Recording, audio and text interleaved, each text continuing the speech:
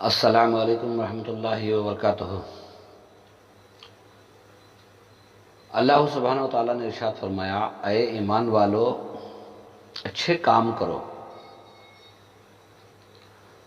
اچھے کام کرو، تمہارے لیے مرنے کے بعد جنتیں ہیں جس کے نیچے نہریں جاری ہیں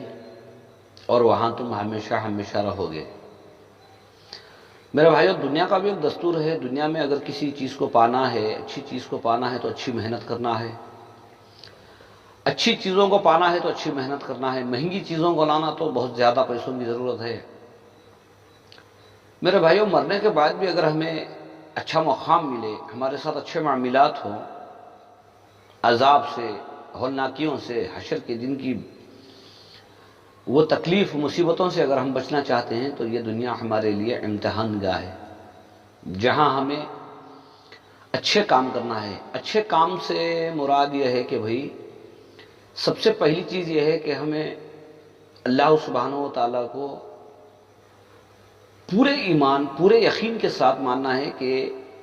یہ پوری کائنات کا، یہ پورے عالم کا جو سیکرٹ ہے، اختیار اس کا جو مالک ہے وہ اللہ سبحانہ و تعالیٰ ہے۔ دوسرا اللہ نے کہا،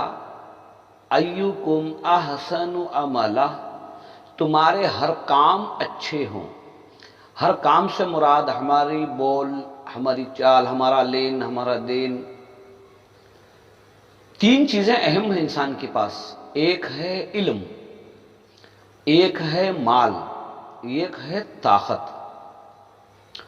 اگر اللہ نے تمہیں علم دیا ہے تو علم کے ذریعے سے لوگوں میں بھلائی پھیلاؤ، بھلائی پہنچاؤ۔ اگر اللہ نے تمہیں طاقت دی ہے تو طاقت کا استعمال بھی ایسی جگہ کرو جہاں لوگوں کو فائدہ ہو،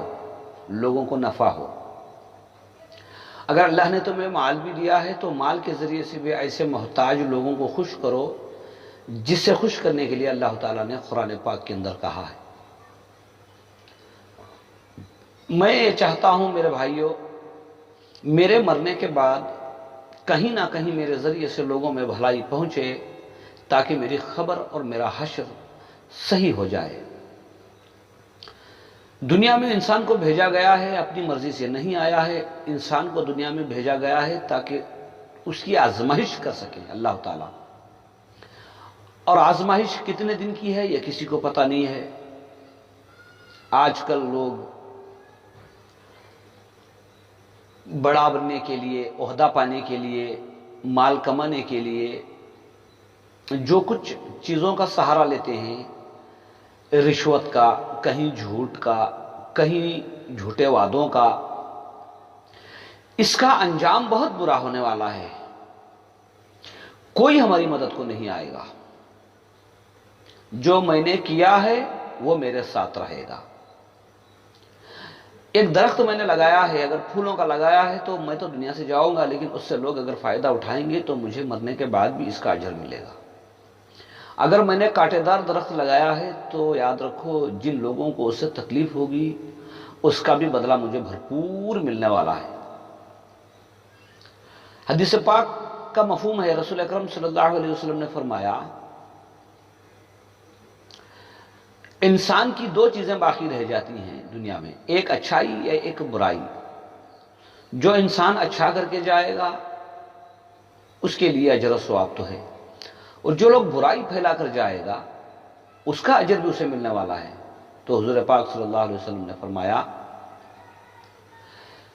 تمہارے ہر اعمال کا جو دار و مدار ہے وہ تمہاری نیتوں سے جڑا ہوا ہے۔ میں یہ سمجھتا ہوں میرے بھائیوں،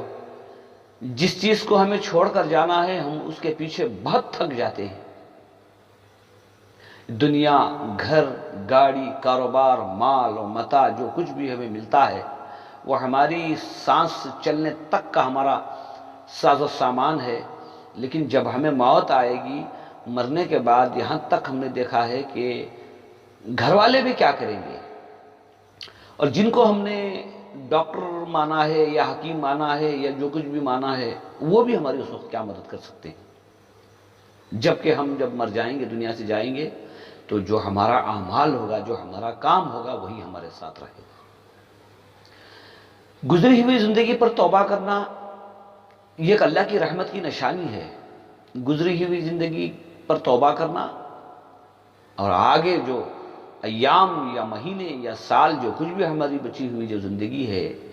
اللہ سے ہمیشہ دعا کرتے رہنا کہ اے اللہ موت تک ہمیں یک صحیح یک سچے پکے مسلمان بن کے زندگی گزارنے کی توفیق عطا فرما۔ یاد رکھیں، میں نے قرآن پاک کے اندر دیکھا ہے، اللہ تعالیٰ نے ارشاد فرمایا ہے، مرنے کے بعد جب انسان کے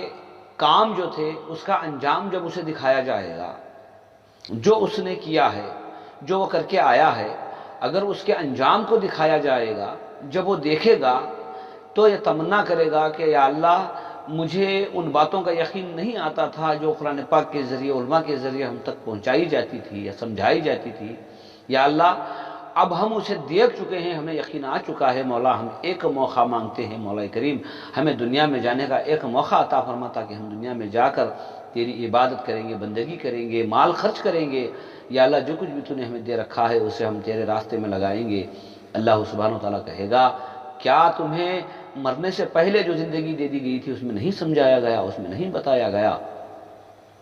بتا تو دیا گیا تھا، لیکن ہم لوگوں نے یہ فانی دنیا کو دیکھ کر ہمیں آخرت کو بھولا، ہم نے موت کو بھولا۔ میرے بھائیوں، لمبی لمبی امیدیں موت کو بھلا دیتی ہیں، لمبی لمبی امیدیں جو انسان مقام کو پہنچنا چاہتا ہے اس مقام تک پہنچنے کے لیے کبھی جھوٹ کا سہارا، کبھی غلط کا سہارا، یہ ساری چیزیں، کبھی رشوت کا سہارا، یہ ساری چیزیں ہماری ہلاکت و بربادی کا ساز و سامان ہے۔ میرے بھائیوں، حلال کے ذریعے جو مل جائے وہ ہمارے لیے غنیمت ہے،